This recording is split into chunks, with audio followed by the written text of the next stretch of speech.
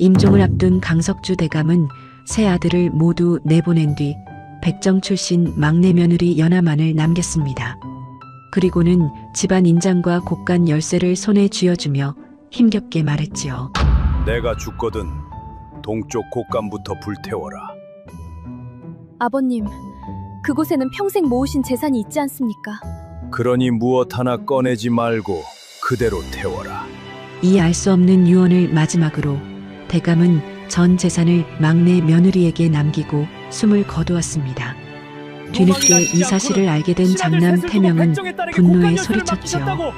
평생 신분을 중히 여기던 대감은 왜 며느리로도 받아들이기 싫어했던 연하를 택했을까요? 그리고 왜 평생 모은 재산을 불태우라 한 것일까요?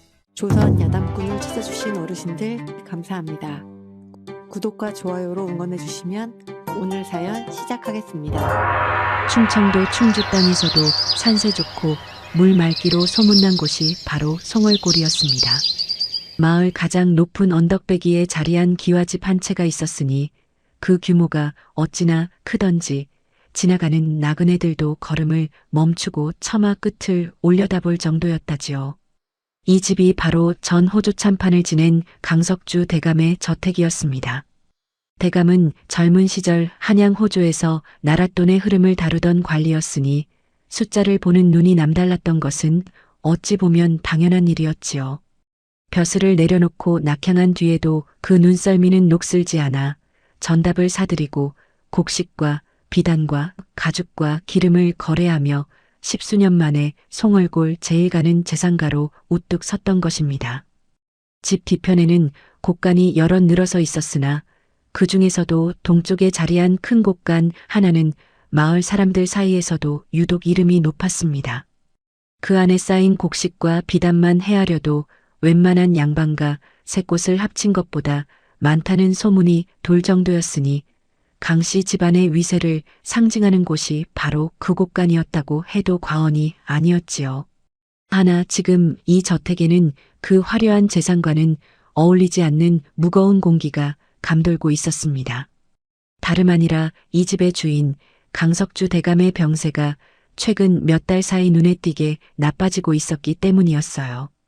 이른을 훌쩍 넘긴 노구의 병까지 겹치니 하루가 다르게 기력이 쇠하였고 아내마저 7년 전 세상을 등진 뒤로는 넓은 안방을 홀로 지키고 있었습니다. 슬하에 아들 셋을 두었으나 정작 곁을 지키는 이는 손에 꼽을 정도였으니 그 쓸쓸함이 어떠했을지 짐작이 가고도 남는 일이었습니다. 큰아들 강태명은 최근 들어 아버지를 대신해 바깥 거래를 도맡기 시작했습니다. 원래도 집안일에 관심이 많던 위인이었으나 아버지의 병세가 완연해진 뒤로는 그 걸음이 부쩍 잦아졌던 것이지요. 어느 저녁 사랑채에 둘째 태호를 불러앉힌 태명이 낮은 목소리로 입을 열었습니다. 아버님 기력이 예전만 못하시다. 이제부터는 거래 문서를 내가 직접 챙길 것이니 너는 곡간 쪽을 맡아다오. 태호가 고개를 끄덕이며 물었습니다. 형님, 그리하면 막내는 어찌합니까? 그래도 삼형제인데 아무 목도 없이 지나칠 수는 없지 않습니까? 태준이는 원래도 곡간 열쇠보다 책 읽는 것을 더 좋아하는 아이 아니더냐. 굳이 끌어들일 것 없다. 태명의 말에 태호는 더 이상 토를 달지 않았습니다. 형이 하는 일이라면 이견 없이 따르는 것이 이미 오래된 습관이었으니까요. 반면 막내 강태준은 이런 사랑채의 논의와는 아예 거리를 둔 채 제 방에서 서책만 파고들 뿐이었습니다. 삼형제의 성정이 이토록 제각각이었으니 훗날 집안이 어떤 모습으로 갈라질지는 이때부터 이미 예정되어 있었던 셈이지요. 사정이 이러하니 마을 사람들 사이에서도 자연히 소문이 돌기 시작했습니다. 대감이 세상을 뜨면 필시 장남 태명이 그 넓은 재산을 고스란히 물려받아 세가주가 될 것이라는 이야기였지요. 누구도 이 말에 딱히 이의를 달지 않았으니 겉으로 보기에는 그리 흘러가는 것이 당연해 보였을 것입니다. 이 집안에는 3명의 아들과 각기 혼인한 며느리들이 있었습니다. 큰 며느리 민씨와 둘째 며느리 한씨는 모두 이름난 양반가에서 시집 온 규수였지요. 하나 막내 며느리 박연아만은 사정이 달랐습니다. 백정의 딸로 태어나 어려서부터 아버지를 따라 장터를 오가며 짐승 손질하는 법을 익힌 여인이었으니 정식으로 혼례를 치르고 이 집에 들어온 지 어느덧 4년이 흘렀음에도 그 출신 이야기는 좀처럼 그녀를 떠나지 않았던 것입니다. 제사 준비가 한창이던 어느 날 연하가 정갈하게 씻어둔 제기를 조심스레 들어 옮기려는데 민 씨가 급히 손을 저으며 다가왔습니다. 그것은 내가 만지지 않는 편이 좋겠다. 연하가 손을 멈추고 물었습니다. 형님, 제가 제기를 옮기는 것이 무엇이 문제입니까? 저도 예법에 어긋나지 않게 돕도록 하겠습니다. 아니, 그저 다른 이가 하는 편이 낫겠다는 것이야. 민 씨의 대답은 짧고 단호했습니다. 더 캐물어봤자 돌아올 말이 뻔하다는 것을 연하도 알고 있었기에 조용히 손을 거두고 물러섰지요. 그날 하루 만의 일이 아니었습니다. 친척들이 다녀가는 날이면 연하의 이야기는 되도록 입에 올리지 않는 것이 이 집안의 암묵적인 규칙이 되어 있었으니까요. 하인들이 모인 자리에서까지 민 씨가 서슴없이 말을 던진 적이 있었습니다. 마침 연하가 물동이를 이고 지나가던 참이었지요. 비단옷을 입는다고 태어난 자리가 달라지지는 않지. 곁에 있던 몸종 하나가 눈치를 살피며 슬쩍 웃음을 참았고 둘째 며느리 한 씨도 굳이 나서서 맞장구를 치지는 않았으나 그렇다고 말리는 법도 없이 그저 미소로 동조하고 있었습니다. 이를 지켜보던 태준이 참다 못해 성큼 다가서려 하자 오히려 연하가 그의 소매를 붙잡으며 낮게 말했습니다. 되었습니다, 서방님. 이럴 때마다 나서시면 형님들 보시기에 더 좋지 않은 소리만 나올 것입니다. 하지만 부인, 매번 이런 식으로 당신을 두고 함부로 말하는데 어찌 가만히 있으란 말이요. 저는 괜찮습니다. 정말로 괜찮으니 서방님께서 화내시는 모습을 보이면 오히려 제가 더 불편해집니다. 태주는 입술을 굳게 다물며 결국 물러섰으나 그 표정에는 분함이 역력했습니다. 연하는 그런 남편을 안쓰럽게 바라보면서도 내색하지 않았지요. 상처받지 않는 것은 결코 아니었으나 자신을 굳이 변명하려 애쓰지도 않는 것이 그녀의 방식이었던 것입니다. 그러던 어느 날 민 씨가 또다시 출신 이야기를 꺼내 들었습니다. 이번에는 좀 더 노골적이었지요.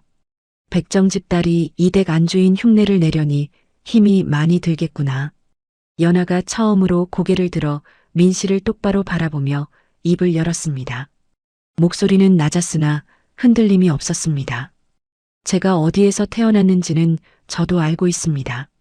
형님께서 매번 일러주시지 않으셔도 됩니다. 뭐라? 다만 한 가지만 여쭙고 싶습니다. 제가 흉내를 낸다 하셨는데 그럼 형님께서 보시기에 진짜 안주인 노릇이란 무엇입니까? 값비싼 비녀를 꽂는 것입니까? 아니면 병드신 아버님을 밤새 지키는 것입니까?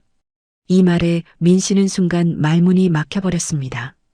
무어라 받아치려 해도 딱히 반박할 말이 떠오르지 않았던 것이지요.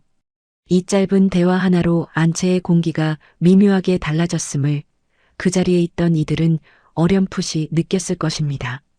한편 강석주 대감의 병세는 하루가 다르게 무거워지고 있었습니다. 기침이 잦아지고 열이 오르내리기를 반복하니 식사조차 제대로 넘기지 못하는 날이 늘어갔지요. 처음 며칠간은 세 며느리 모두 병실을 드나들었습니다. 하나 시간이 흐르자 그 발걸음의 무게가 서로 달라지기 시작했으니 이것이야말로 사람의 본심이 드러나는 순간이었던 것입니다. 민 씨는 값비싼 약재를 구하고 이름난 의원을 불러오는 일에는 열심이었으나 정작 밤을 새워 병상을 지키는 법은 없었습니다. 한 씨 역시 대감이 토하거나 옷을 더럽히는 일이 생기면 곧장 하인을 불러 처리를 맡기곤 했지요. 장남과 차남은 병문안을 올 때마다 안부를 묻는 척하다가도 슬그머니 다른 이야기를 흘리곤 했습니다. 아버님, 전담 문서는 어디 두셨습니까? 곳간 열쇠는 이제 누가 맡아야 하겠습니까? 거래 장부는 언제쯤 넘겨주실 요량이십니까? 이런 물음이 병상 곁에서 자연스럽게 오갔으니 강석주의 마음이 편했을 리 만무했을 것입니다. 어느 날은 태명이 이렇게까지 말한 적도 있었습니다. 아버님, 미리 정해두시는 것이 나중에 형제간 다툼을 막는 길이 아니겠습니까? 강석주는 그 말에 아무 대답도 하지 않은 채 그저 눈을 감아버렸습니다. 그 침묵이 무엇을 뜻하는지 태명은 미처 헤아리지 못했던 것이지요. 이런 가운데 오직 연하만이 진심으로 병수발을 들었습니다. 새벽마다 손수 약을 다렸고 대감이 식은땀을 흘리면 지체 없이 옷을 갈아입혔지요. 음식이 잘 넘어가지 않는 날에는 죽을 더욱 묽게 끓여 다시 올렸고 밤중에도 몇 번이고 일어나 상태를 살폈습니다. 남편 태준 역시 아버지를 걱정하는 마음이야 남 못지 않았으나 병수발에는 워낙 서툴러 그저 아내를 돕는 정도에 그쳤던 것이지요.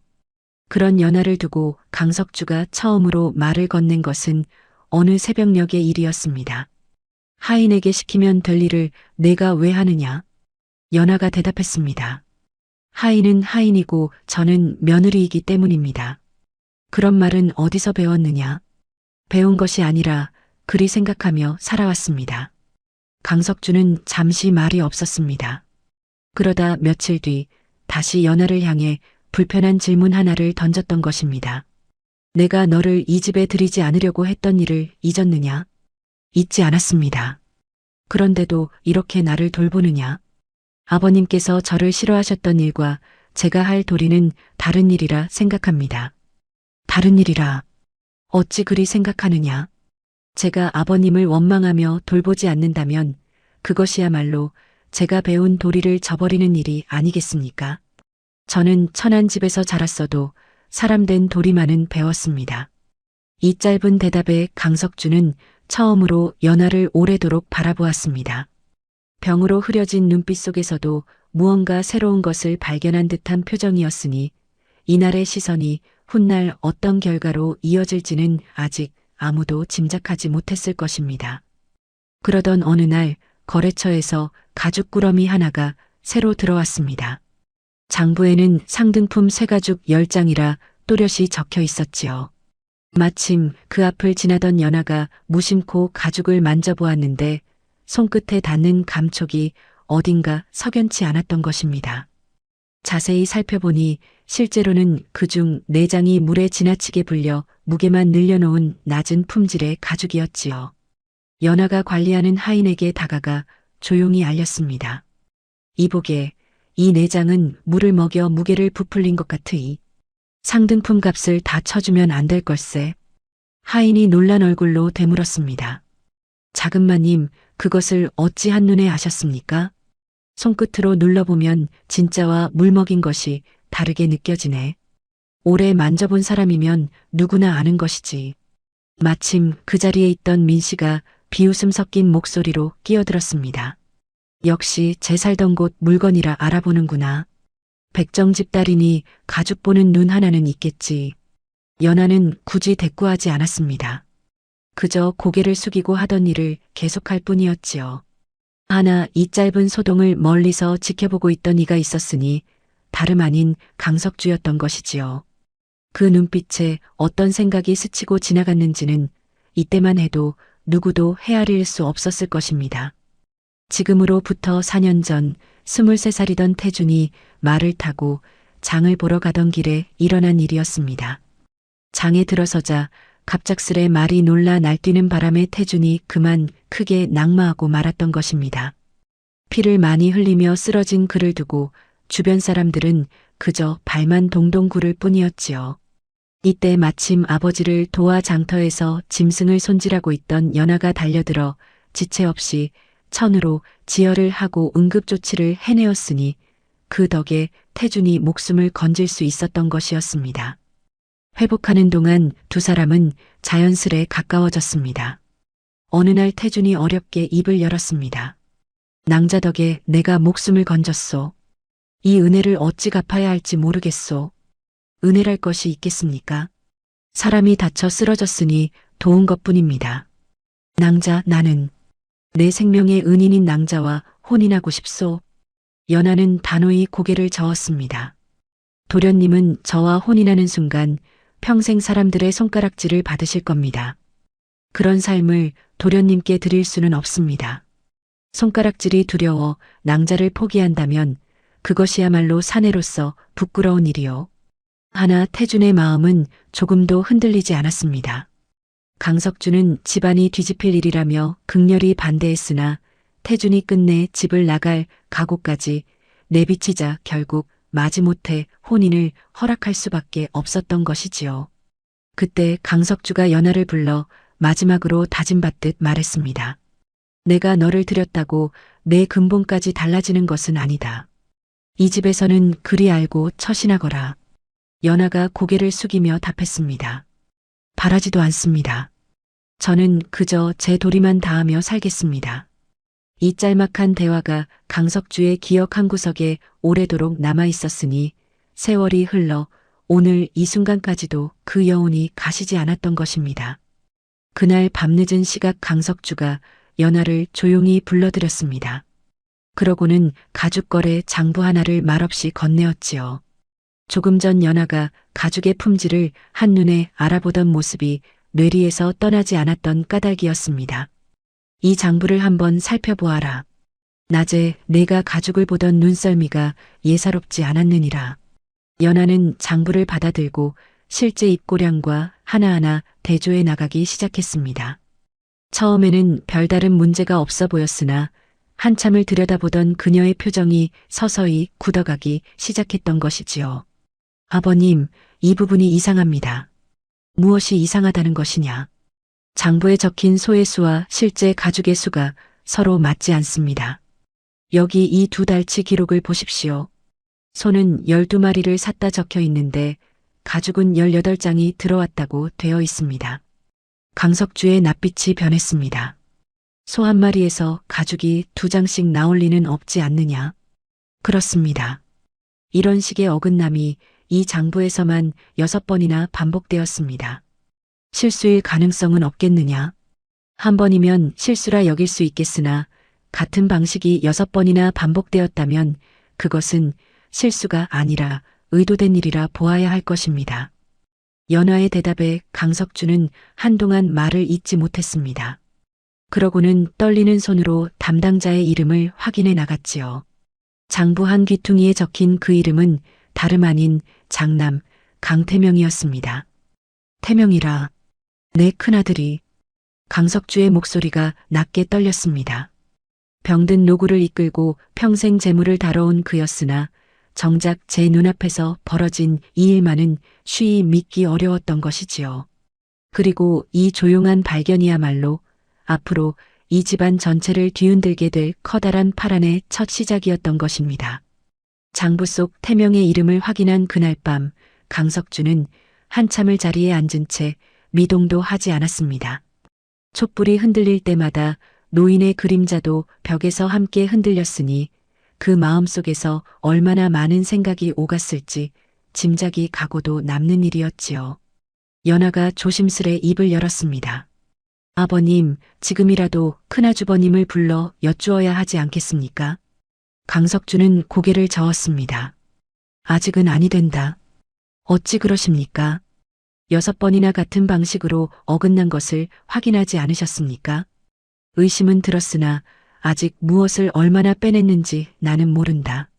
섣불리 추궁했다가 저들이 발뺌하며 증거부터 없애면 그때는 손쓸 도리가 없어지는 법이다. 연하는 그 말의 무게를 이해했습니다. 재물을 다루던 이답게 강석주는 심증만으로 움직이는 사람이 아니었던 것이지요. 그는 연하를 향해 다시 한번 신신당부했습니다. 이 일은 너와 나만 아는 것으로 해두자. 태준이에게도 아직은 말하지 말거라. 제 남편에게도 말입니까? 그래. 그 아이는 마음이 여려 형들을 감싸려 들지도 모르고 반대로 격분하여 이를 그르칠 수도 있다. 확실해질 때까지는 누구에게도 발설해서는 아니 된다.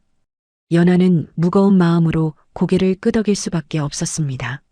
이때부터 그녀는 낮에는 평소와 다름없이 병수발을 들고 밤이면 몰래 강석주와 마주 앉아 오래된 장부를 들여다보는 이중의 나날을 보내게 되었던 것입니다.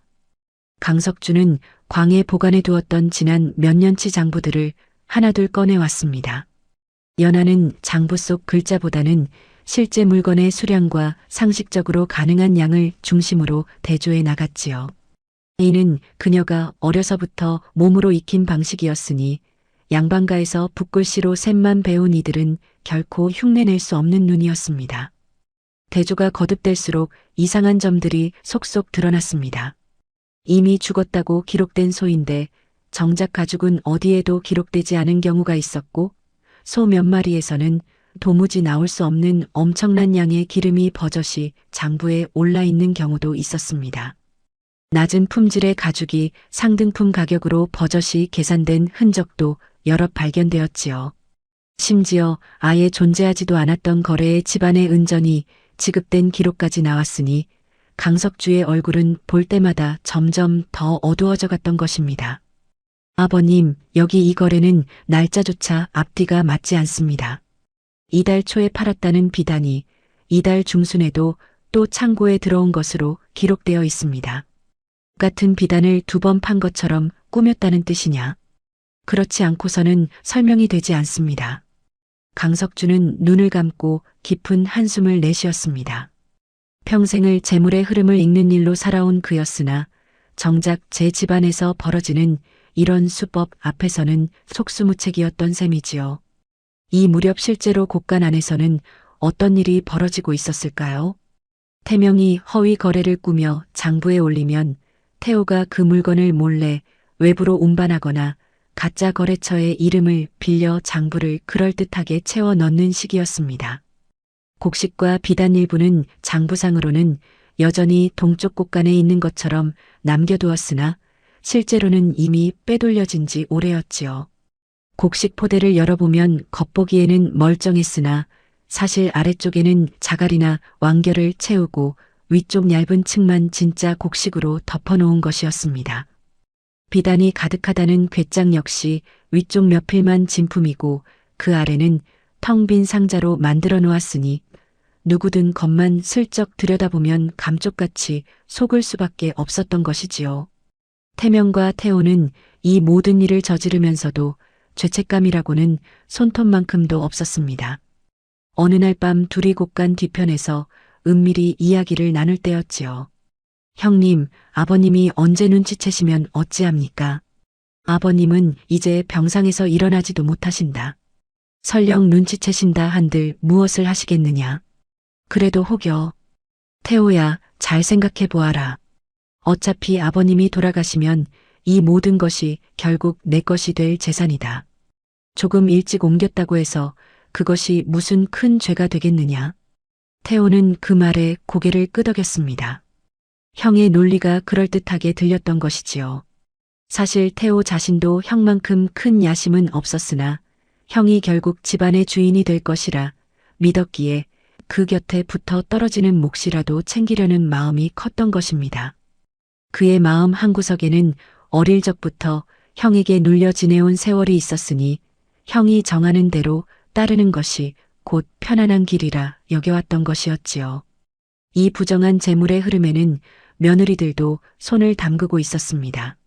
민 씨는 빼돌린 비단 일부를 친정 쪽 거래선을 통해 은밀히 처분하는 일을 도왔고 그 과정에서 자신의 몫으로 좋은 비단과 은자를 슬쩍 챙기는 것도 잊지 않았지요. 둘째 며느리 한 씨는 남편 태호가 가져오는 폐물이 어디서 난 것인지 캐묻지 않았습니다. 그저 남편이 안겨주는 대로 받아 괴짝에 넣어둘 뿐이었지요. 어느 날 밤 민 씨가 남편 태명에게 물은 적이 있었습니다. 서방님, 이러다 정말 큰일이라도 나면 어찌합니까? 부인, 걱정하실 것 없소. 아버님은 이미 기력이 다하셨고 설령 무슨 일이 생긴들 이 집안의 진짜 주인은 결국 나 아니겠소? 그래도 조심은 하셔야지요. 부인도 이 재물이 싫지는 않을 텐데. 민 씨는 그 말에 더 이상 대꾸하지 않았습니다. 남편의 말이 틀리지 않았다는 것을 그녀 스스로도 잘 알고 있었기 때문이었지요. 한 씨 역시 마찬가지였습니다. 자신이 직접 손을 대지는 않았으니 죄가 없다고 여기며 남편 태호가 건네는 폐물을 받을 때마다 애써 못 본 척 눈을 돌렸던 것이었어요. 연하는 이 무거운 비밀을 혼자 감당하기가 점점 버거워졌습니다. 결국 어느 밤 남편에게만은 일부를 털어놓기로 마음먹었던 것이지요. 서방님, 드릴 말씀이 있습니다. 무슨 일이요, 부인? 낯빛이 좋지 않구려. 큰아주버님이 맡은 장부에 이상한 것이 있습니다. 태준의 표정이 순식간에 굳었습니다. 그게 무슨 말이오? 이상하다니 어떤 것이 말이오? 소의 수와 가죽의 수가 맞지 않고 없는 거래에 은전이 나간 흔적도 있습니다. 아버님과 제가 함께 확인한 것입니다. 큰형님이 아버님의 재산에 손을 대셨을 리 없소? 형님이 어떤 분인데 그런 짓을 하시겠소? 연하는 남편의 반응에 크게 놀라지 않았습니다. 어느 정도 예상했던 대답이었으니까요. 그녀는 화를 내는 대신 차분히 말을 이었습니다. 저도 그러기를 바랍니다. 그래서 아직 누구도 도둑이라 부르지 않았습니다. 다만 아버님께서 직접 확인하고 계시니 서방님도 마음의 준비만은 해두시는 것이 좋을 듯합니다. 믿을 수가 없소. 형님이 어찌? 태준의 목소리가 흔들렸습니다. 그는 형들을 지나치게 믿는 사람이었으니 이런 의심 앞에서 쉽게 마음을 열지 못하는 것이 그의 가장 큰 약점이었던 셈이지요. 이는 어릴 적부터 부모를 일찍 여인 것도 아니면서 유독 형들을 의지하며 자란 그의 성정 탓이기도 했습니다. 형들이 자신을 이끌어주는 존재라 믿고 자라온 세월이 길었기에 그 믿음을 깨뜨리는 일이 그에게는 세상이 무너지는 것과 같았던 것이지요. 연하는 그런 남편을 탓하지 않았습니다. 다만 언젠가 이 믿음이 깨어질 날이 머지않았음을 그녀만은 어렴풋이 예감하고 있었던 것입니다. 며칠 뒤 강석주는 몸이 조금 나아진 틈을 타 하인을 시켜 몇몇 거래처의 오래된 기록을 몰래 받아오도록 했습니다. 자신이 가진 장부와 일을 맞춰보니 놀랍게도 애초에 존재하지도 않았던 거래가 여럿 나타났던 것이지요. 연하의 의심이 틀리지 않았다는 것이 이제는 명명백백해진 셈이었습니다. 무엇보다 강석주를 가장 크게 충격에 빠뜨린 것은 이 모든 일이 최근에 갑작스레 시작된 것이 아니라 지난 2년간 꾸준히 이어져 왔다는 사실이었습니다. 2년이라 내가 그토록 오랫동안 눈뜬 채로 도둑맞고 있었단 말이냐? 강석주는 허탈한 웃음을 지으며 중얼거렸습니다. 연하는 그 옆에서 아무 말도 하지 못한 채 그저 고개를 숙였을 뿐이었지요. 한편 태명은 여전히 자신의 계획이 완벽하다 여기고 있었습니다. 어느 저녁 태호를 불러앉히고는 다시 한번 다짐을 받듯 말했지요. 아버님이 오래 사시지는 못하실 것이다. 죽은 뒤 나눌 것을 살아있을 때 조금 옮겼다고 해서 그것이 무슨 큰 죄가 되겠느냐. 그래도 형님, 요즘 아버님 눈빛이 예사롭지 않습니다. 무언가 알고 계신 것은 아닐지. 쓸데없는 걱정 말거라. 아버님은 병상에서 일어나지도 못하시는 분이다. 설령 의심이 든다 한들 무엇을 어찌하시겠느냐. 태호는 그 말에 마지못해 고개를 끄덕였으나 마음속 불안은 쉬이 가시지 않았던 것이었습니다. 두 사람은 여전히 아버지가 자신들의 소행을 낱낱이 파악하고 있다는 사실을 전혀 알지 못했으니 이 얼마나 위태로운 자신감이었겠습니까? 이 무렵 강석주의 마음속에서는 새 아들에 대한 평가가 완전히 뒤바뀌고 있었습니다.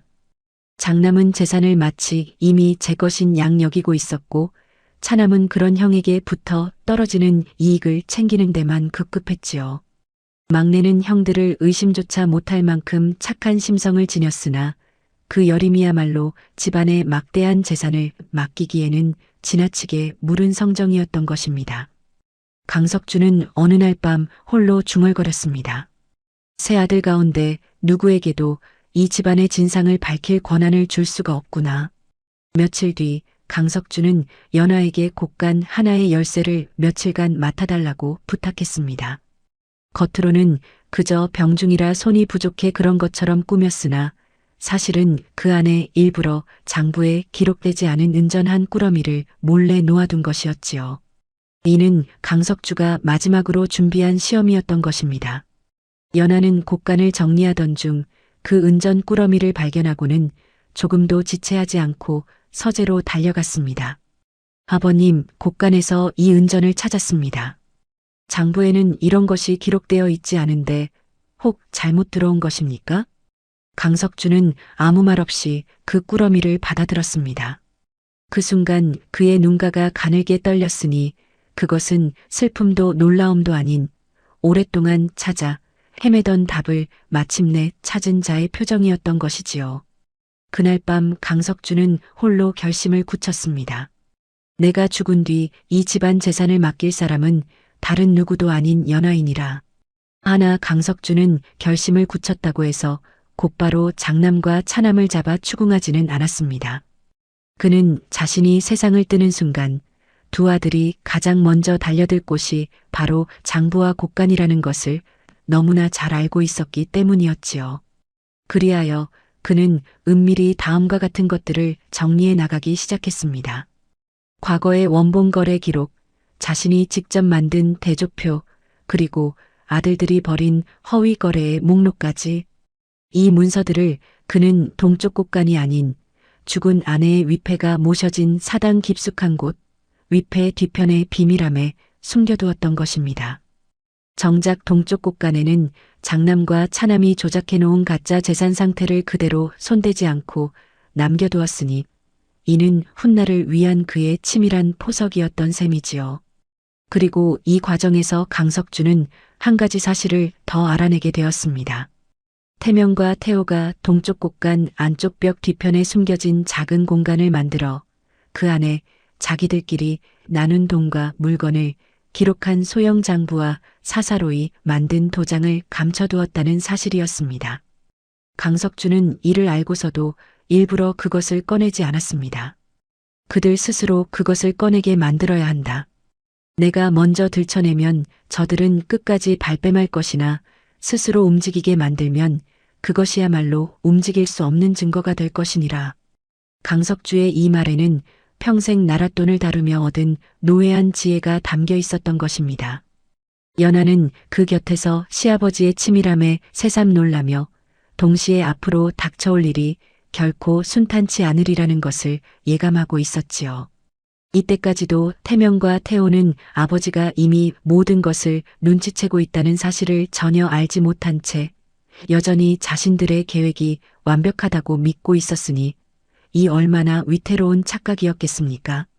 그로부터 얼마간의 시간이 흘렀습니다. 강석주의 병세는 이제 돌이킬 수 없는 지경에 이르러 자리에서 거의 일어나지도 못하는 날이 이어졌지요. 기침 소리는 갈수록 잦아들기는커녕 더욱 깊어졌고 하루의 대부분을 혼미한 정신으로 보내는 날도 늘어갔던 것입니다. 이런 아버지의 모습을 지켜보면서도 큰아들 부부와 둘째 아들 부부는 겉으로만 효를 다하는 척할 뿐 속으로는 이미 상속 이야기를 은밀히 주고받고 있었던 것이었습니다. 태명은 하인들을 따로 불러 모아 일러두었습니다.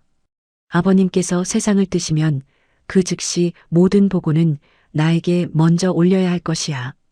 다른 이에게 먼저 알렸다가는 그 책임을 물을 것이니 명심하거라. 하인들은 얼떨결에 고개를 끄덕였으나 그 말이 어딘가 서늘하게 느껴지지 않을 수 없었습니다.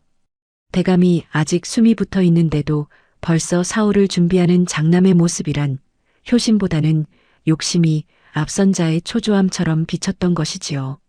민씨 역시 다르지 않았습니다. 안방을 드나들며 문갑이며 반다지며 하나하나 눈여겨보는 그녀의 눈빛은 마치 미리 재산 목록을 헤아리는 사람의 그것과 같았습니다.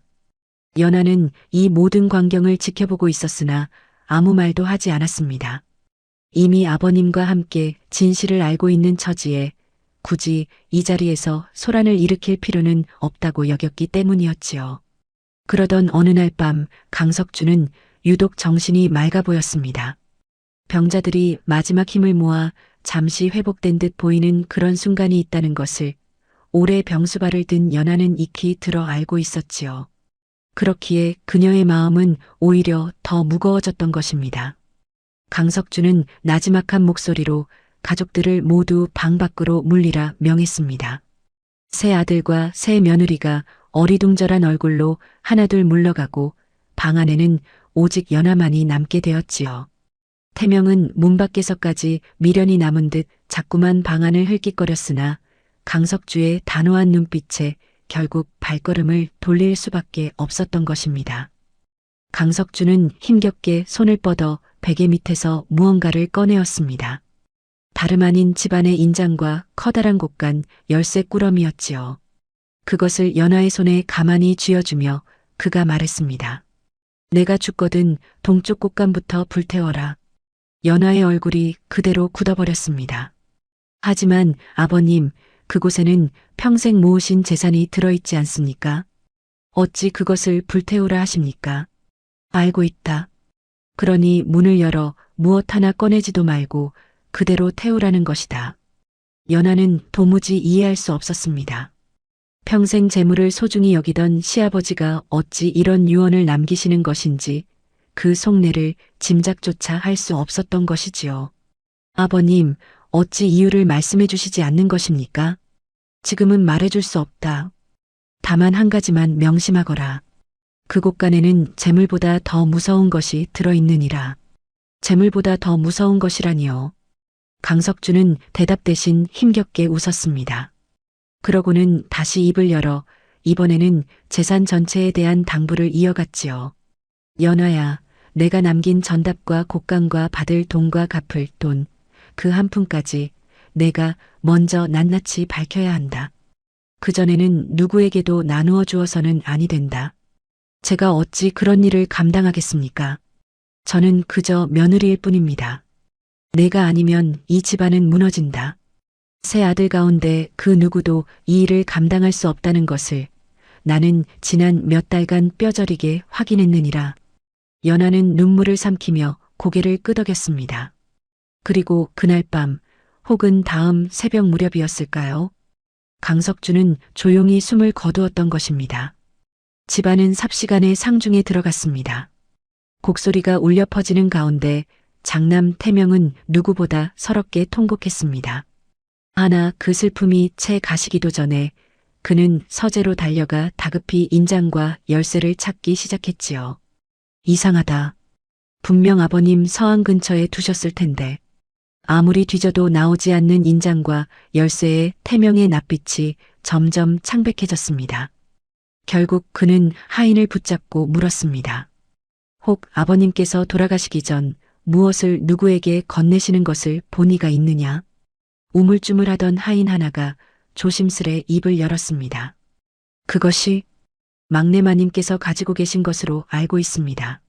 막내마님이라니 연하 말이냐? 태명의 목소리가 떨렸습니다. 도무지 믿기지 않는다는 표정이었지요. 그는 곧장 연하를 찾아 나섰습니다.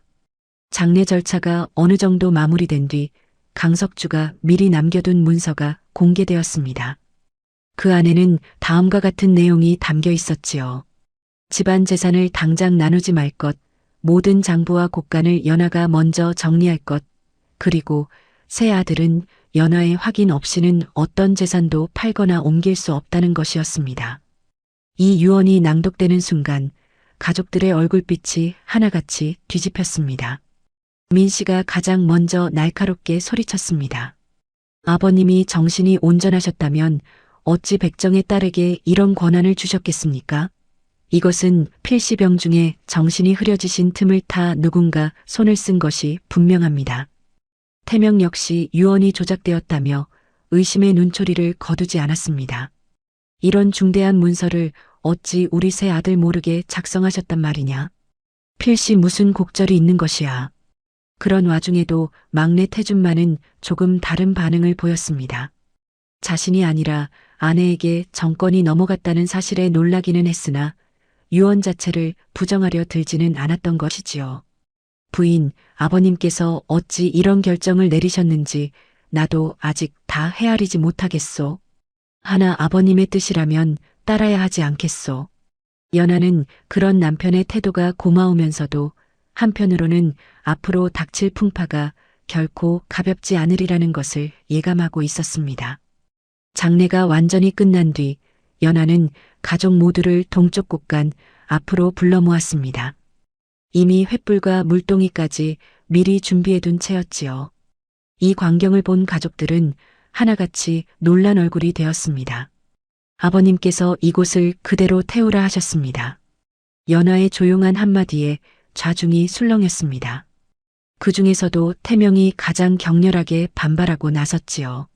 저 안에 곡식 몇백 석과 비단이며 은자가 얼마나 있는 줄 알고 그러느냐. 그것을 다 태워버리겠다는 것이 제정신으로 할 소리인가. 연하는 그 말을 조용히 마음에 새겨두었습니다. 이상한 일이었지요. 아직 누구도 동쪽 곳간 안에 정확히 무엇이 얼마나 있는지 밝힌 적이 없었는데 태명은 그 안의 재산을 지나칠 만큼 정확하게 꿰뚫고 있었던 것입니다. 그것은 마치 자신이 직접 그 안의 물건을 하나하나 세어본 자만이 할 수 있는 말이었으니까요. 그날 밤 태명과 태호는 번갈아가며 연하를 찾아와 설득하기 시작했습니다. 재수 씨, 유언을 지키더라도 물건은 먼저 꺼내고 건물만 태우면 되지 않겠습니까? 굳이 멀쩡한 재물까지 함께 태울 필요가 어디 있겠습니까? 태호 역시 곁에서 거들었습니다. 형님 말씀이 맞습니다. 아버님의 뜻은 그저 낡은 곳간을 정리하라는 것이었지 재물까지 버리라는 뜻은 아니셨을 겁니다. 하나 연하는 단호했습니다. 아버님께서는 분명 하나도 꺼내지 말라 하셨습니다. 저는 그 말씀을 그대로 따를 것입니다. 두 형제의 얼굴이 눈에 띄게 굳어졌습니다.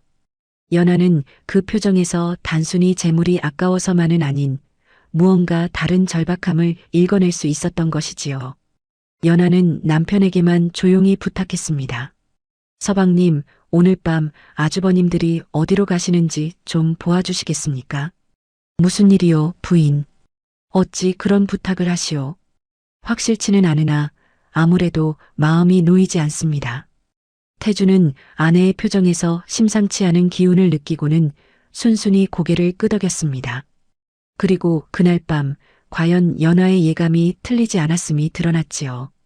태명과 태호가 몰래 동쪽 곳간의 봉인을 뜯고 안으로 들어가는 모습을 태준이 직접 목격했던 것입니다. 두 사람은 놀랍게도 일반 괴짝에는 손도 대지 않은 채 곧장 안쪽 벽에 숨겨진 판자로 향했습니다. 그러고는 그 안에서 작은 철괴짝 하나를 꺼내 드는 것이었습니다. 태주는 그 광경을 지켜보며 온몸이 얼어붙는 듯한 충격을 느꼈습니다. 태어나 처음으로 형들을 의심하는 마음이 그의 가슴 속에 싹트기 시작했던 것이지요. 연하가 어둠 속에서 모습을 드러냈습니다. 아주버님, 이 밤에 여기서 무엇을 하고 계십니까? 태명은 순간 당황한 기색을 감추지 못하다가 이내 둘러댔습니다. 아, 아버님의 유품이라도 구해볼까 하여 왔던 것이다. 연하가 조용히 되물었습니다. 그런데 어떻게 아무도 모르는 벽 속 괴짝을 곧장 찾아가셨습니까? 저조차 오늘 처음 알게 된 자리인데 말입니다. 태명은 아무 대답도 하지 못했습니다. 곁에 있던 태호 역시 낯빛이 하얗게 질린 채 시선을 피할 뿐이었지요. 연하는 그 철괴짝을 일단 거두어 봉인해 두었습니다. 아직은 안의 내용물을 공개하지 않은 채였습니다. 동이 트자마자 연하는 곳간 앞마당에 나와 준비를 지시하기 시작했습니다. 물동이를 나르는 하인들의 발걸음이 분주했고 본체 쪽으로 불이 번지지 않도록 젖은 거적을 담벼락 곳곳에 덧대는 손길도 바빴지요. 연하는 하나하나 눈으로 확인하며 부족한 것이 없는지 재차 살폈습니다. 물동이는 넉넉히 놓았느냐? 바람의 방향도 살펴야 한다. 예, 작은마님. 오늘은 바람이 서쪽에서 불어오니 본체 쪽으로는 불티가 튀지 않을 것입니다. 이윽고 가족들이 하나둘 마당으로 모여들기 시작했습니다. 태명과 민씨는 굳은 얼굴로 팔짱을 낀 채 서 있었고 태호와 한씨는 서로 눈치만 살필 뿐 쉽사리 입을 열지 못했지요. 태주는 아내의 곁에 조용히 다가와 섰습니다. 부인, 정말 이대로 태울 것이오. 되돌릴 수 없는 일인데 아버님의 유언입니다. 저는 그저 따를 뿐입니다. 태주는 더 이상 묻지 않았습니다. 다만 아내의 옆얼굴에서 흔들림 없는 결의를 읽었을 뿐이었지요. 연하가 횃불을 받아들자 태명이 마지막으로 한 걸음 나서며 목소리를 높였습니다. 재수씨, 지금이라도 늦지 않았습니다. 문을 열어 물건이라도 꺼내고 태우십시다. 아주버님, 아버님께서는 무엇 하나 꺼내지 말라 하셨습니다. 그 말씀을 어길 수는 없습니다. 아버님이 병중에 하신 말씀을 어찌 그리 고지곳대로 따른단 말이냐? 저 안에 있는 것이 얼마인 줄 알고. 태명의 목소리가 격해졌습니다. 연하는 그런 그를 물끄러미 바라보다가 낮지만 또렷한 목소리로 답했습니다. 아주버님이야말로 어찌 그리 정확히 아십니까? 저조차 아직 저 안의 재물을 다 헤아리지 못하였는데 말입니다. 태명은 순간 말문이 막혔습니다. 곁에 있던 민 씨가 남편의 팔을 슬쩍 잡아 끌며 낮게 속삭였지요. 서방님, 이 자리에서 더 말해봤자 소용없습니다. 일단 두고 봅시다. 태명은 이를 악물고 물러섰습니다. 연하는 더 이상 지체하지 않고 횃불을 꽂간 처마 민 마른 집더미에 가져다 대었습니다. 불길이 순식간에 집더미를 타고 올라 곡간 벽을 핥기 시작했지요. 불길은 삽시간에 곡간 전체를 집어삼켰습니다. 대들보가 타들어가며 내는 요란한 소리가 마당까지 울려 퍼졌고 매캐한 연기가 하늘을 뒤덮었지요. 평생 강씨 집안 재산의 상징이던 그 곡간이 이제 한낱 불덩이가 되어 무너져 내리고 있었던 것입니다. 민 씨는 차마 눈 뜨고 보지 못하겠다는 듯 손으로 얼굴을 가렸습니다. 저 많은 재물이 다 제가 되는구나. 태호는 넋이 나간 얼굴로 중얼거렸습니다. 형님, 이제 어찌합니까? 정말 다 타버리면 우리는. 닥쳐라. 태명이 낮게 쏘아붙였습니다. 그 목소리에는 분노보다 더 깊은 불안이 섞여 있었지요. 한 씨는 남편 옆에서 아무 말 없이 그저 새파랗게 질린 얼굴로 서 있을 뿐이었습니다. 오직 연하만이 담담한 얼굴로 타오르는 불길을 응시하고 있었으니 그 눈빛 속에는 슬픔도 두려움도 아닌 어떤 답을 기다리는 자의 침착함이 담겨 있었던 것입니다. 한나절이 지나서야 불길이 완전히 사그라들었습니다. 연하는 제가 어느 정도 식기를 기다린 뒤 하인들과 함께 직접 잿더미를 살피기 시작했습니다. 태명과 태호도 마지못해 그 뒤를 따랐지요. 곡식이 쌓여있던 자리를 뒤적이던 하인 하나가 갑자기 놀란 목소리로 외쳤습니다. 자, 작은마님, 이것 좀 보십시오. 연하가 다가가 살펴보니 타다 남은 포대 안에서 곡식이 아닌 자갈과 왕겨가 잔뜩 섞여 나오고 있었습니다. 연하는 그 자리에 쭈그려 앉아 손끝으로 잔해를 헤집으며 확인했습니다. 이 포대는 겉면만 곡식이었구나.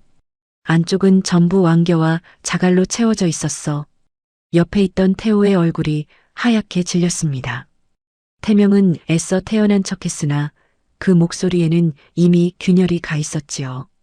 그것은 오래되어 상한 곡식을 미리 골라내다 보니 그리 된 것일 수도 있지 않겠느냐. 오래되어 상한 곡식이 자갈로 변하기라도 한답니까?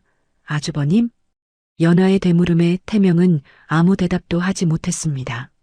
이어서 하인들이 비단 괴짝이 있던 자리에서도 비슷한 것을 발견해냈습니다. 겉을 감쌌던 비단 몇 필만 타고 안에서 나온 괴짝 자체는 애초부터 텅 비어 있었던 흔적이 고스란히 드러났던 것이지요. 여기 이 괴짝도 속이 비었습니다. 작은마님. 연하는 하나하나 확인해 나가며 말없이 고개를 끄덕였습니다. 겉으로는 담담했으나 속으로는 망감이 교차하고 있었지요.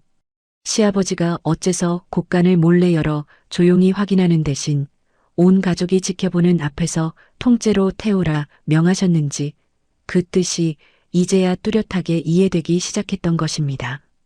아버님, 이제야 알겠습니다. 몰래 열어보았다면 저들은 필시 발뺌하며 발뺌으로 일관했을 것입니다. 허나 이렇듯 모두가 보는 앞에서 제가 되고 나니 그 누구도 부인할 수 없게 되었으니까요. 연하의 곁에 서 있던 태준 역시 잿더미 속에서 드러난 빈 포대와 빈 괴짝을 바라보며 주먹을 부르르 떨었습니다. 형들이 실제로 이런 일을 저질렀다는 사실이 이제는 더 이상 의심의 여지가 없는 명백한 진실이 되어버렸던 것이었어요. 멀찍이 서 있던 민 씨는 그 광경을 보고도 끝까지 태명의 소매를 붙잡으며 낮게 속삭였습니다. 서방님, 아직 아무것도 확정된 것은 없습니다. 정신 차리셔야 합니다. 하나 그 말과는 달리 그녀의 목소리마저 가늘게 떨리고 있었으니 이 순간 그녀 역시 더는 부인할 수 없는 두려움에 사로잡혀 있었던 것이지요. 잿더미 확인이 끝난 뒤 연하는 세 아들 부부를 모두 사랑채로 불러 모았습니다. 봉인해 두었던 철개짝을 마당에서 방 안으로 옮겨온 것도 바로 이때였지요. 다들 그 안에 대체 무엇이 들어있을지 잔뜩 긴장한 얼굴로 둘러앉았습니다. 연하가 봉인을 조심스레 뜯어내자 뚜껑이 삐걱거리는 소리와 함께 철개짝이 열렸습니다. 안에서 나온 것은 예상과 달리 금은보화가 아니었습니다.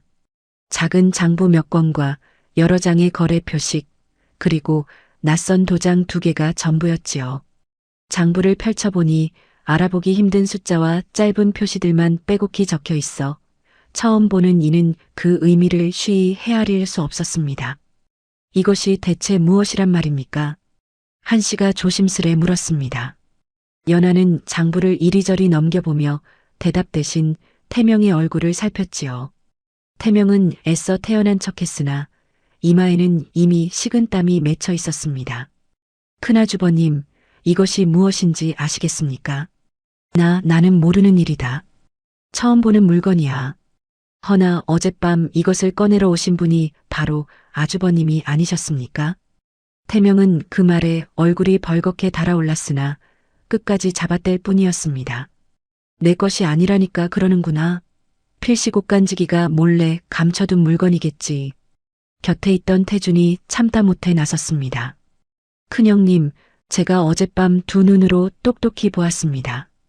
형님과 작은형님이 벽 속 판자를 열고 이 괴짝을 꺼내시는 것을요. 그런데 어찌 모르는 일이라 하십니까? 태명은 순간 말문이 막혔습니다. 동생마저 자신을 의심하는 눈으로 바라보고 있다는 사실이 그에게는 뜻밖의 충격이었던 것이지요. 이 어색한 침묵을 깨뜨린 것은 연하였습니다. 그녀는 품속에서 강석주의 유언 문서를 다시 꺼내 들었습니다. 실은 아버님 유언 끝자락에 한 문장이 더 적혀 있었습니다. 처음에는 그 뜻을 헤아리지 못했으나 이제야 짐작이 갑니다. 연하가 문서의 마지막 구절을 소리내어 읽었습니다. 불길이 거짓 곳간을 비운 뒤 내 시어머니께 가거라. 방 안에 있던 모두가 그 말의 뜻을 몰라 어리둥절한 표정을 지었습니다. 오직 연하만이 무언가 깨달은 얼굴로 자리에서 일어섰지요. 아버님께서는 진짜 증거를 이 곳간이 아닌 다른 곳에 숨겨두셨던 것입니다. 사당의 어머님 위패로 가보아야겠습니다. 연하는 곧장 사당으로 향했습니다. 태준이 그 뒤를 따랐고 나머지 가족들도 궁금함을 이기지 못해 하나둘 뒤따라왔지요. 연하는 죽은 시어머니의 위패 앞에 조심스레 절을 올린 뒤 위패 뒤편을 손으로 더듬어 보았습니다. 과연 그곳에는 작은 문서함 하나가 숨겨져 있었던 것입니다. 문서함을 열어보니 그 안에는 옛날 원본거래 장부와 실제 거래처 기록, 강석주가 직접 만든 대조표 가리고 최근 2년간 의심스러운 거래 목록이 차곡차곡 정리되어 있었습니다. 연하는 그것을 한 장씩 넘겨보며 마음이 벅차오르는 것을 느꼈습니다. 아버님께서는 이미 모든 것을 낱낱이 파악하고 계셨구나. 그리고 이것을 불타는 곳간이 아니라 이곳에 따로 숨겨두신 것이었어. 이는 강석주의 치밀함을 보여주는 대목이기도 했습니다. 만약 핵심 증거마저 곳간 안에 두었더라면 불길 속에서 함께 소실되었을지도 모를 일이었으니까요. 그가 왜 굳이 사당이라는 누구도 함부로 손댈 수 없는 신성한 장소를 택했는지 연하는 이제야 온전히 이해할 수 있었던 것입니다. 가족들이 다시 모인 자리에서 연하는 문서함 속 기록과 공개 장부를 나란히 펼쳐 대조하기 시작했습니다. 이 공개 장부에는 소 30마리를 사들였다 적혀 있습니다. 허나 실제 거래처 기록에는 18마리로 되어 있으니 12마리의 차이가 나는 셈입니다. 태명이 다급히 변명을 늘어놓았습니다. 그것은 그 사이 병들어 죽거나 상한 것들이 있었기 때문이다. 소를 키우다 보면 흔한 일 아니겠느냐. 연하는 그 말에 고개를 저었습니다. 아주버님, 그렇다면 어찌 죽은 소의 가죽조차 기록에 없는 것입니까? 소가 병들어 죽었다면 최소한 가죽이라도 남았을 터인데 말입니다. 이 대목에서 연하는 차분하게 자신이 아는 바를 하나하나 풀어놓기 시작했습니다. 소 한 마리에서 나오는 가죽은 대개 정해진 넓이가 있습니다. 또한 기름 역시 소 한 마리에서 얻을 수 있는 양이 어느 정도인지 저는 어려서부터 아버지를 따라 몸으로 겪어 알고 있습니다. 이 장부에 적힌 대로라면 소 10마리에서 나올 수 없는 양의 가죽과 기름이 기록되어 있는 셈입니다. 태명이 코웃음을 치며 말했습니다. 백정의 딸답게 짐승 이야기는 훤하구나. 허나 그것이 이 장부가 거짓이라는 증거가 될 수는 없다. 연하는 그 비웃음에도 흔들리지 않고 되받아쳤습니다. 그러니 더욱 이상합니다. 아주버님, 장부에서는 없는 소가 죽지도 않고 계속 가죽을 남겼으니까요. 죽지 않은 소가 어찌 가죽을 2번, 3번 내어놓을 수 있단 말입니까? 이 말에 좌중이 술렁였습니다. 태명은 더 이상 반박할 말을 찾지 못한 채 입술만 깨물 뿐이었지요. 연하는 문서함에서 꺼낸 대조표를 무릎 앞에 펼쳐놓고 한 장씩 넘기며 낱낱이 짚어나가기 시작했습니다. 먼저 그녀의 손끝이 멈춘 곳은 은전 출납이 적힌 대목이었지요. 이 거래는 재작년 10월 인삼상당과 은자 300냥어치를 거래했다 적혀 있습니다. 헌데 아버님께서 직접 확인하신 실제 거래처 기록에는 이런 거래가 아예 존재하지 않습니다. 태명의 얼굴이 흠칫 굳었습니다. 그것은 거래처를 착각하여 기록이 어긋난 것일 수도 있지 않느냐. 착각으로 없는 상단의 이름까지 지어낼 수는 없는 노릇이지요. 이 상단은 애초에 이 근방에 존재하지도 않았습니다. 연하는 다음 장으로 넘어갔습니다. 이번에는 곡간 출납 기록이었지요. 장부에는 지난 겨울에도 비단 20필이 곡간에 그대로 있다 적혀 있었습니다. 헌데 쟤를 뒤져보니 괴짝 속은 텅 비어 있었지요. 그렇다면 이 비단은 언제 누구의 손으로 곡간을 빠져나간 것입니까? 이번에는 태호가 먼저 동요했습니다. 그는 형의 눈치를 살피며 말을 더듬었지요. 그것은 형님, 저는 그저 시키는 대로 옮겼을 뿐입니다. 태호야. 태명이 낮게 소리쳤습니다. 하나 이미 늦은 뒤였지요. 연하는 그 반응을 놓치지 않고 곧장 되물었습니다. 작은 아주버님, 방금 옮기셨다 하셨습니까? 누구의 지시로 어디로 옮기셨는지 말씀해 주실 수 있겠습니까? 태호는 형의 서슬 퍼런 눈빛에 결국 입을 다물었습니다. 그러나 이미 그의 흔들리는 눈빛이 모든 것을 말해주고 있었던 것입니다. 연하는 이어 품질을 조작한 기록으로 넘어갔습니다. 이 가죽은 하품으로 매입했다 기록되어 있으나 실제 판매가는 상등품 값으로 계산되어 있습니다. 그 차액이 고스란히 어디론가 흘러들어간 셈이지요. 이번에는 민 씨의 낯빛이 변했습니다. 연하가 그녀를 향해 고개를 돌리며 말을 이었지요. 큰형님, 이 비단이 언젠가 친정 쪽 거래선을 통해 처분되었다는 이야기를 들은 적이 있습니다. 혹 기억하시는 바가 있으십니까? 나는 모르는 일입니다. 어찌 나에게 그런 것을 묻는 것입니까? 민 씨의 목소리가 날카롭게 갈라졌습니다. 지나치게 격한 반응이었지요. 그 모습을 지켜보던 한 씨는 저도 모르게 몸을 움츠렸습니다. 자신의 패물함 속에 든 것들이 떠올랐기 때문이었을 것입니다.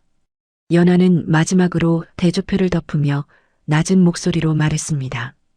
이 모든 것을 하나로 이어보면 그림이 보입니다. 큰아주버님께서 없는 거래를 꾸미시면 작은아주버님께서 그 물건을 실제로 옮기셨습니다. 그리고 그렇게 나간 재물은 큰형님 손을 거쳐 처분되었지요. 작은형님께서는 그 대가로 돌아온 폐물을 마다치 않으셨을 것이고요. 방 안은 찬물을 끼얹은 듯 조용해졌습니다. 누구 하나 선뜻 입을 열지 못하는 그 침묵 속에서 연하가 마지막 한마디를 덧붙였습니다. 제가 헤아려 본 바로는 이 일이 시작된 지 이미 2년이 넘었습니다. 하루아침에 벌어진 실수가 아니라는 뜻이지요. 태명은 여전히 부인하려 입을 달싹였으나 정작 아무 말도 뱉어내지 못했습니다. 태호는 고개를 떨군 채 손끝만 떨고 있었고 한 씨는 이미 반쯤 넋이 나간 얼굴이었지요. 오직 민 씨만이 끝까지 입술을 앙다문 채 연하를 노려보고 있었으니 이 팽팽한 침묵이야말로 이미 승패가 기울었음을 말해주고 있었던 것입니다. 태주는 그 자리에서 형들의 실체를 완전히 받아들일 수밖에 없었습니다. 특히 어젯밤 벽 속 괴짝을 직접 꺼내는 모습을 목격한 것이 그에게는 무엇보다 결정적인 증거였던 것이지요. 그는 연하를 향해 고개를 숙였습니다. 부인, 당신이 처음 이 이야기를 꺼냈을 때 나는 믿지 못했소. 형님이 그럴 리 없다고만 여겼지. 가족을 믿은 것을 탓하지 않습니다. 서방님. 아니요. 믿는다는 핑계로 제대로 보지 않은 것은 내 잘못이었소. 연하는 남편의 이 말에 처음으로 마음이 놓이는 것을 느꼈습니다. 홀로 짊어졌던 무게가 조금은 덜어지는 순간이었지요. 하나 태명과 민 씨는 여기서 순순히 물러나지 않았습니다. 오히려 연하를 몰아붙이기 시작했지요. 아버님이 병중이신 틈을 타 내가 문서를 조작한 것이 아니냐. 곡간까지 태워버렸으니 이제 남은 재산을 통째로 가로채려는 수작이 분명하다. 민 씨 역시 거들었습니다. 백정의 딸이 양반집 재산에 욕심을 낸 것이지요. 필시 그런 것입니다. 이 말은 곧 친척들 사이로 은밀히 퍼져나가기 시작했습니다. 태명은 은밀히 태준을 따로 불러냈습니다. 태준아, 지금이라도 내 처가 문서를 조작했다고 인정하면 내 목만큼은 내가 확실히 보장해주마. 이는 사실상 아내를 버리라는 말과 다름없었습니다. 예전의 태준이었다면 형의 말 앞에서 제대로 대들지 못했을 것이나 이번만은 달랐지요. 제 몫이 사라져도 좋습니다. 아내를 버려서 얻는 재산이라면 그것은 애초에 제 것이 아닙니다. 태준이 처음으로 형에게 정면으로 맞선 순간이었습니다. 한편 연하는 빼돌려진 물건의 목록을 하나씩 작성해 나가던 중 그중 몇 가지가 한 씨가 평소 착용하던 패물과 일치한다는 사실을 발견했습니다. 한 씨는 그 사실을 알아차리자 얼굴이 새하얗게 질렸습니다. 민 씨가 재빨리 그녀를 붙잡고 낮게 속삭였습니다. 동서, 절대 입 열지 마시게. 우리 모두 끝장나는 것이야. 한 씨는 아무 대답도 하지 못한 채 그저 떨리는 손을 감추었습니다. 이 순간부터 둘째 부부와 큰 부부 사이에도 서서히 균열이 생기기 시작했던 것이지요. 사당 문서함을 다시 살펴보던 연하는 가장 밑바닥에서 별도의 봉서 하나를 발견했습니다. 겉면에는 이렇게 적혀 있었지요. 새 아들과 새 며느리가 모두 모였을 때 열어라. 연하는 그 봉서를 조심스레 품에 안았습니다. 이 안에 강석주가 마지막으로 남긴 진심이 담겨 있으리라는 것을 그녀는 어렴풋이 예감하고 있었던 것입니다. 강석주가 세상을 뜬 뒤 처음으로 새 아들 부부와 연하까지 7명이 한자리에 모두 모였습니다. 사랑채 안의 공기는 팽팽하게 당겨진 활시위처럼 무거웠지요. 태명과 민 씨는 여전히 굳은 얼굴로 서로 곁을 지켰고 태호와 한 씨는 서로 눈을 마주치지 못한 채 각자 다른 곳을 바라보고 있었습니다. 오직 태준만이 아내 곁에 나란히 앉아 있었지요. 연하는 품에 안고 온 마지막 봉서를 조심스레 꺼내들었습니다. 겉면에 적힌 새 아들과 새 며느리가 모두 모였을 때 열어라는 글귀를 다시 한번 눈으로 확인한 뒤 봉인을 조심스레 뜯어내었습니다. 이제 아버님의 마지막 말씀을 들어야 할 때가 온 것 같습니다. 연하의 목소리가 방 안에 낮게 울렸습니다. 모두가 숨을 죽인 채 그녀의 손끝을 지켜보았지요. 연하가 첫 장을 펼쳐 소리내어 읽기 시작했습니다. 태명아, 너는 집안을 이어받으려 했으나 집안과 내 것을 구분하지 못하였다. 이 한 줄의 태명의 낯빛이 순식간에 하얗게 질렸습니다. 연하는 이어지는 구절을 계속 읽어나갔지요. 내가 장남으로 태어났다는 이유만으로 이 아비의 재산이 언젠가 당연히 내 것이 되리라 여겼던 것을 나는 알고 있었다. 허나 재산이란 물려받는 것이지 미리 가져가는 것이 아니니라.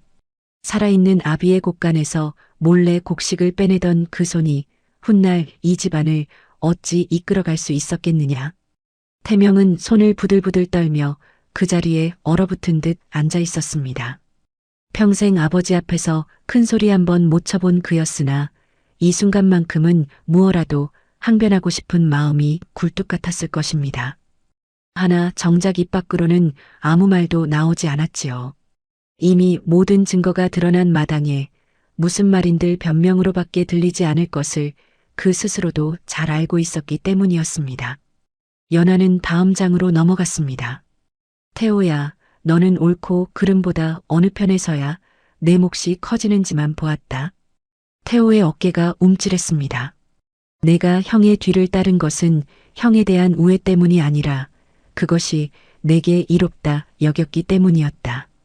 스스로 앞장서 죄를 짓지 않았다 하여 죄가 없는 것은 아니니라. 남이 시킨 대로 움직인 손도 결국 도둑질을 한 손이니라. 이 대목에서 태호는 결국 고개를 떨구고 말았습니다. 그의 마음속에는 오래전부터 쌓여온 열등감이 있었습니다. 어려서부터 형만큼 총명하다는 소리를 들어본 적이 없었고 그렇기에 형의 그늘 아래서라도 안전하게 자리를 지키는 것이 최선이라 여겨왔던 것이지요. 하나 그 안일함이 결국 이런 결과로 돌아올 줄은 그 자신도 미처 예상하지 못했던 것이었습니다.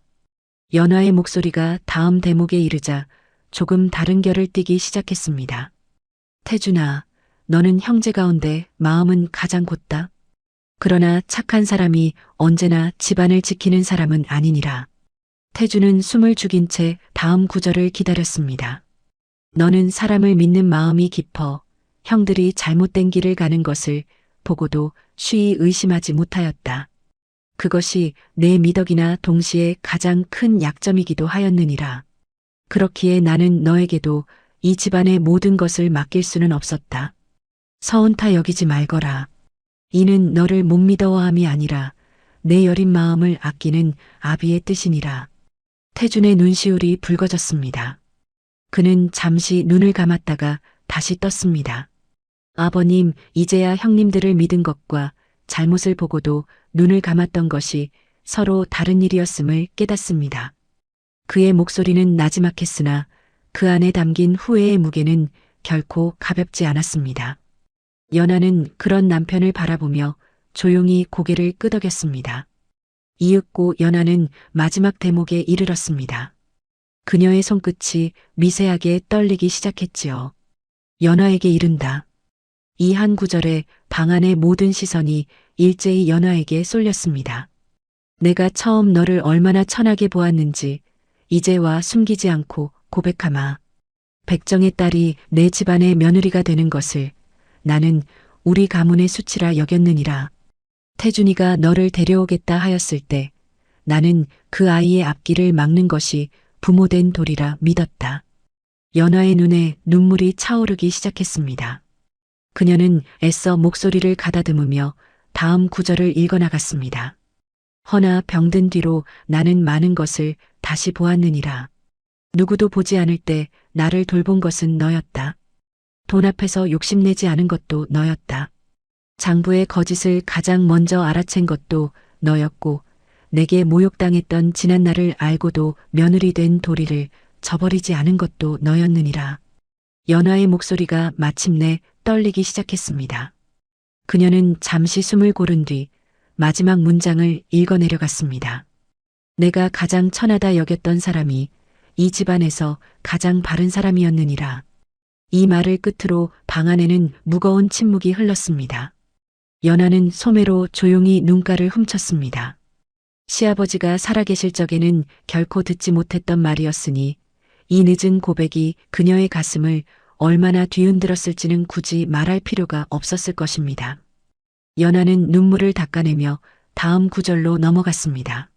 내가 연하에게 전 재산을 맡긴 다음은 이를 그 아이 혼자 차지하라는 뜻이 아니니라.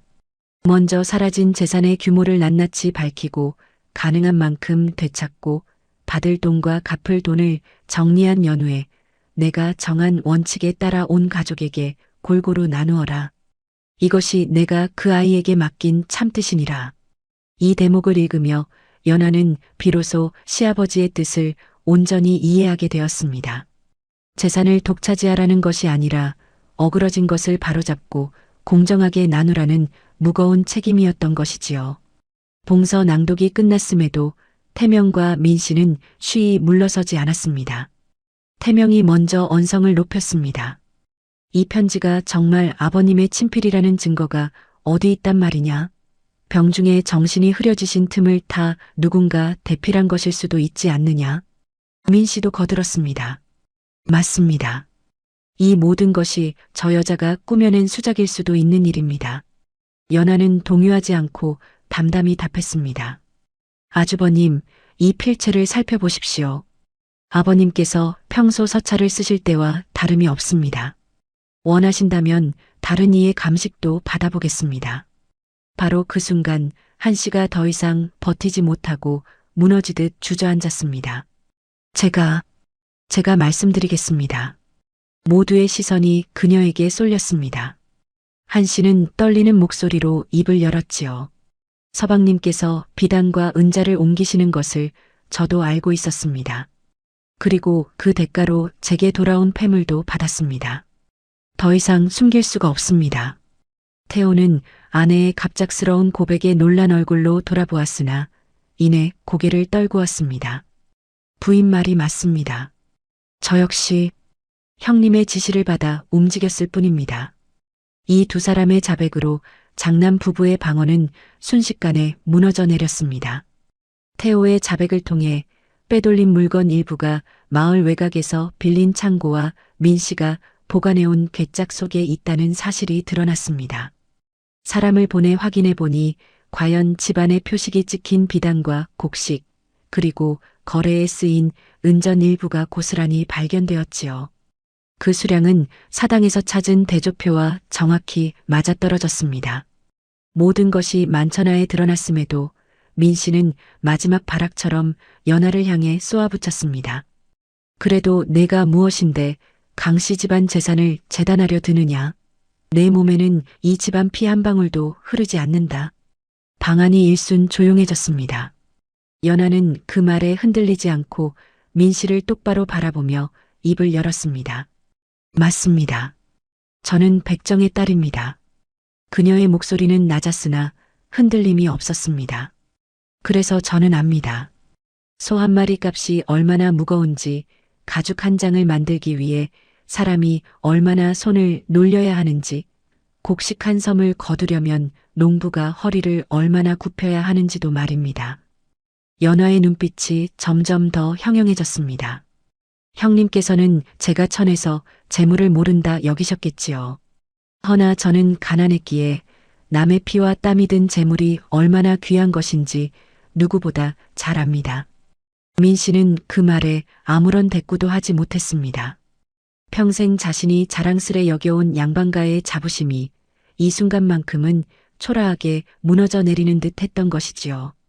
연하는 인장의 부정 사용 정황을 확인한 뒤 더는 집안 내부에서만 덮어둘 수 없는 사안이라 판단했습니다.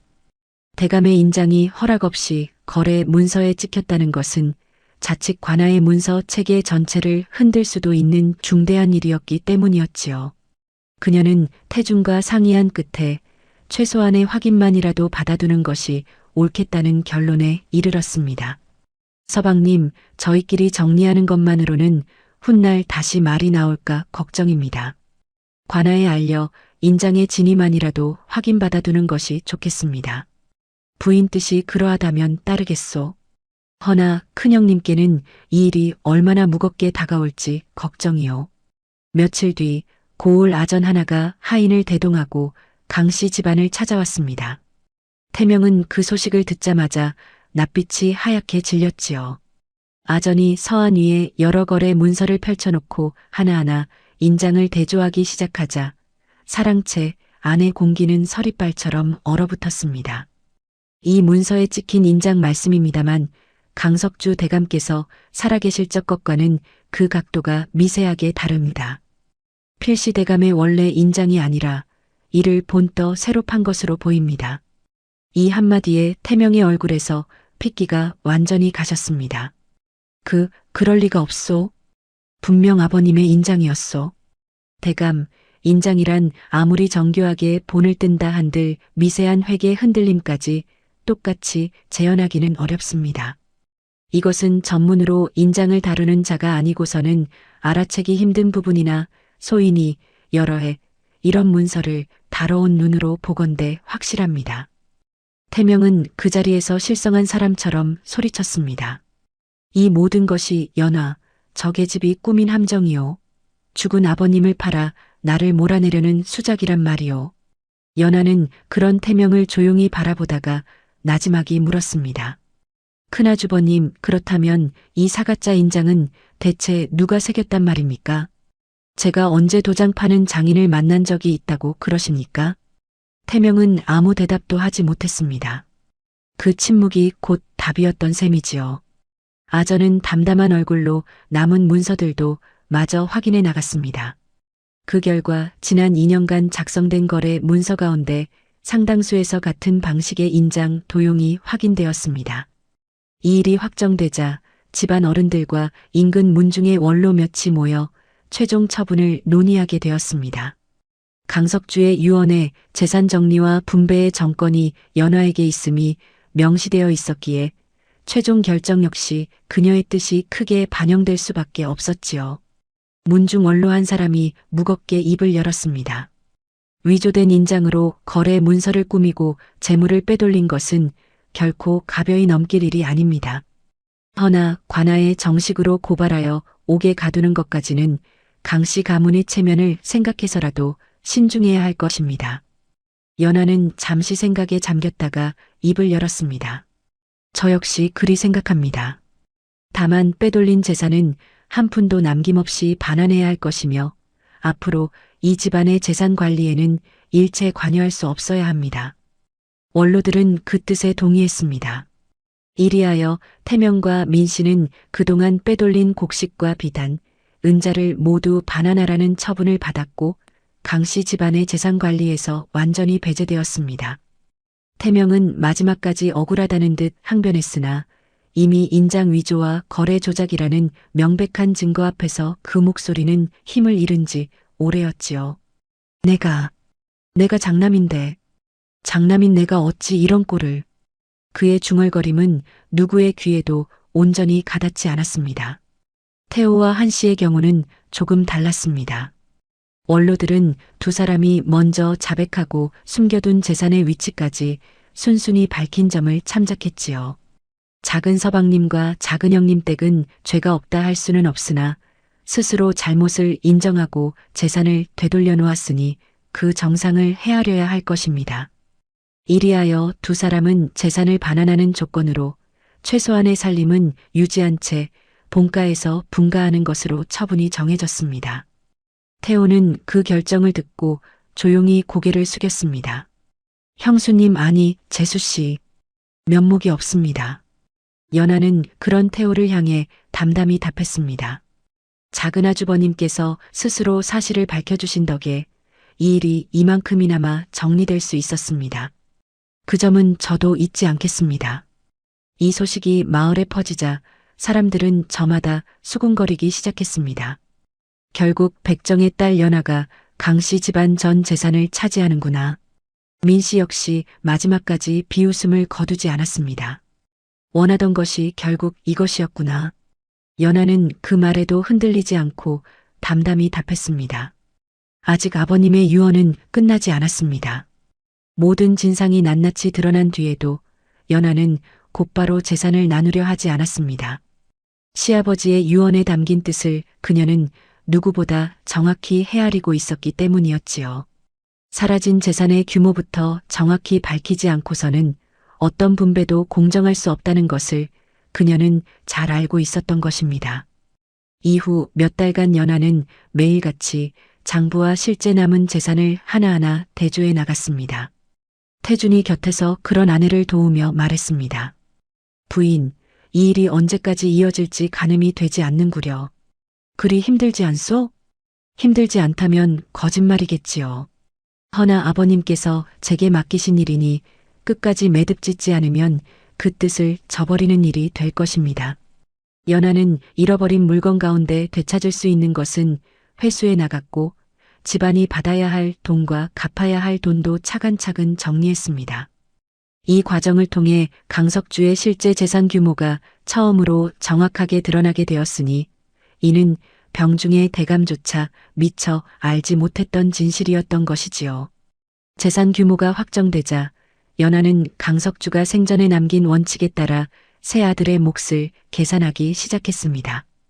태명과 태호가 이미 빼돌려 가져간 재산은 각자의 상속분에서 먼저 공제하는 방식이었지요. 특히 오랫동안 많은 양을 빼돌려온 태명의 경우 남는 몫이 크게 줄어들 수밖에 없었습니다. 어느 날 태명이 마지막으로 연하를 찾아와 물었습니다. 재수 씨, 어찌 내 몫이 이토록 적단 말이오? 그래도 내가 이 집안의 장남이 아니오. 연하는 차분히 답했습니다. 큰아주버님, 이것은 제가 빼앗는 것이 아닙니다. 아주버님께서는 이미 지난 2년간 상당한 재물을 가져가셨습니다. 그것을 먼저 헤아려 제하고 나면 남는 몫이 이만큼이라는 것뿐입니다.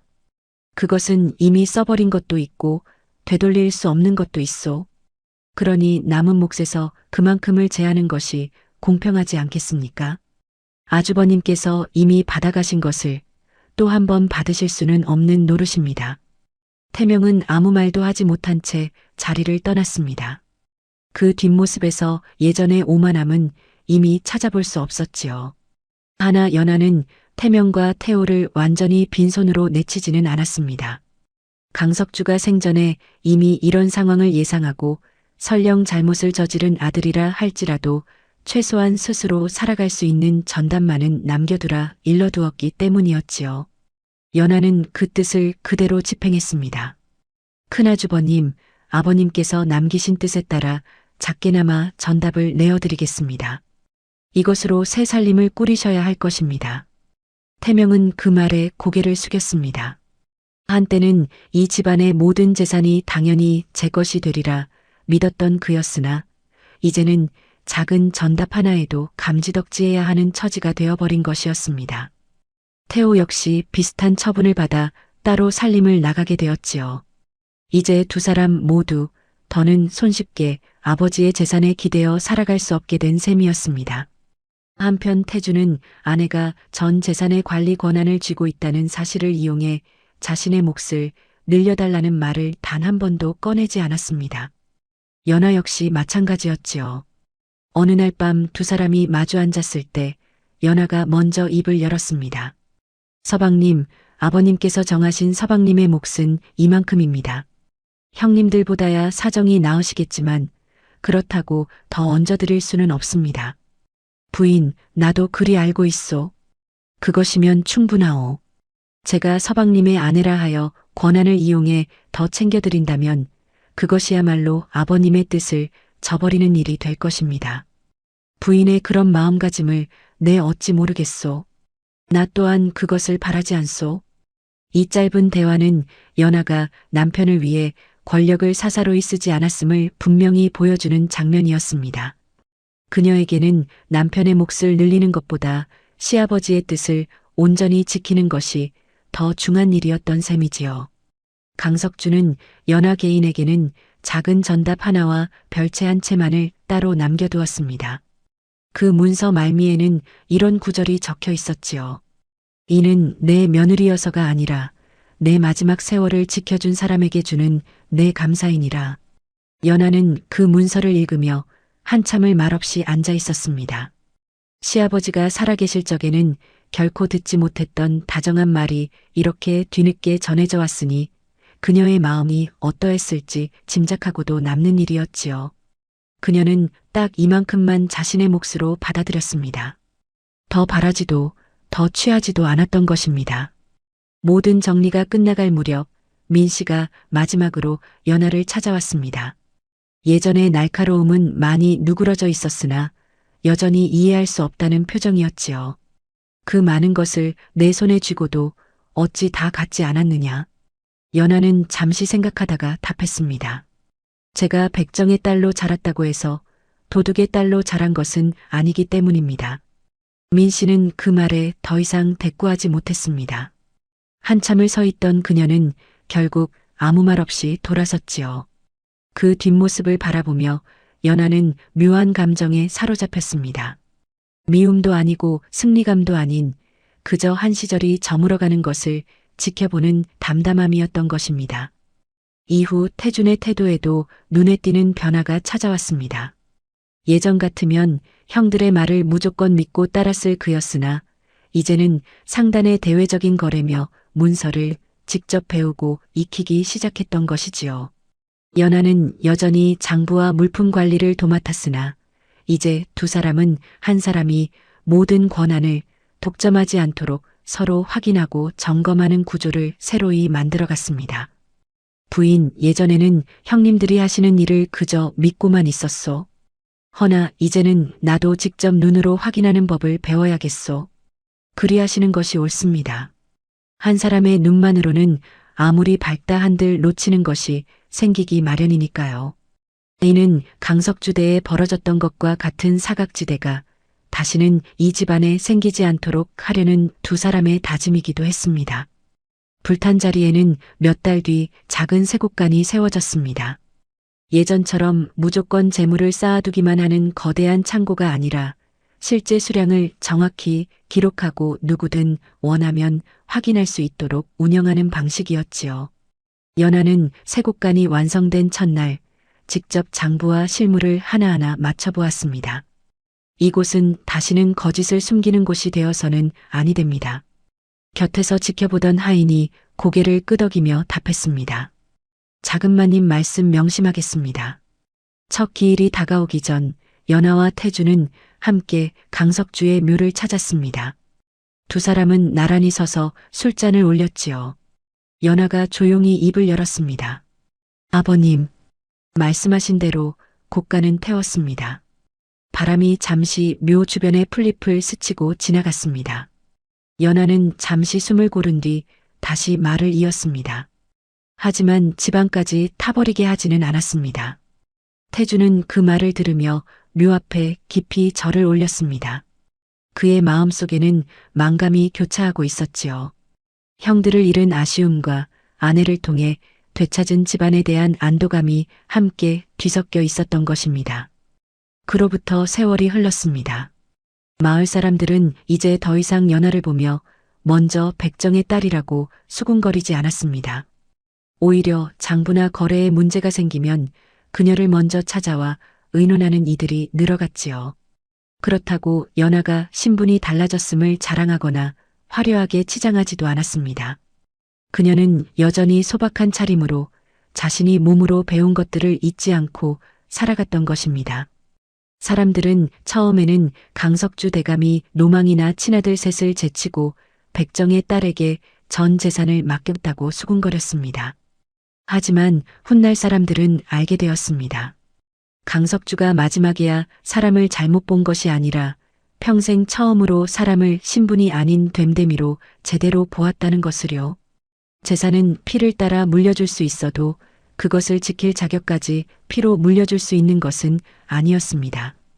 여러분, 오늘 강석주 대감의 이야기를 들으시며 어떤 마음이 드셨습니까? 평생 신분과 가문의 격을 무엇보다 중히 여기던 한 양반이 죽음을 앞두고서야 비로소 깨달은 것이 있었습니다.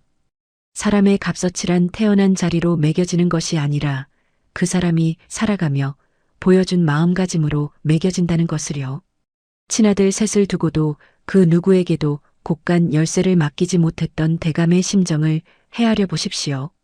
핏줄이라 하여 무조건 믿을 수 있는 것이 아니요. 가까이 있다 하여 저절로 신뢰가 쌓이는 것도 아니라는 사실을 우리는 이 이야기를 통해 다시금 되새기게 됩니다. 백정의 딸로 태어나 평생 손가락질을 받았던 연하가 오히려 그 어떤 양반집 자제보다 곱고 바른 마음을 지니고 있었다는 것, 그리고 그 마음이 결국 무너져가던 집안을 다시 일으켜 세웠다는 것. 이것이 바로 우리 조상들이 대대로 자식들에게 들려주고자 했던 권선징악의 참뜻이 아니었을까 싶습니다. 재물은 자손에게 물려줄 수 있어도 그 재물을 지킬 자격까지는 결코 핏줄로 물려줄 수 없다는 것. 오늘 이 이야기가 여러분의 마음에 작은 울림 하나로 남았기를 바랍니다. 이렇게 오늘도 조선시대 어느 마을에 전해 내려오던 사연 하나를 여러분과 함께 나누어 보았습니다. 이 땅 곳곳에 숨겨진 이런 이야기들을 저희 조선야담꾼이 앞으로도 계속해서 정성껏 찾아내어 들려드리고자 합니다. 오늘 이야기가 마음에 와닿으셨다면 구독 버튼과 좋아요, 그리고 응원의 하이프도 꼭 눌러주세요. 다음 이야기에서도 여러분과 함께 조선의 밤하늘 아래 또 다른 사연 하나를 펼쳐보도록 하겠습니다. 늘 건강하시고 다음 영상에서 다시 뵙겠습니다. 본 이야기는 조선 중기 적장자의 권리와 재산 상속권을 둘러싼 대구 사족 가문의 사기, 살인 고발 사건을 다룬 조선 왕조실록의 기록과 부모 사후 노비와 토지 은닉 분쟁에 대한 한성부의 실제 판결문이 담긴 1644년의 소송문서 결송 입안 기록을 바탕으로 재창작되었습니다.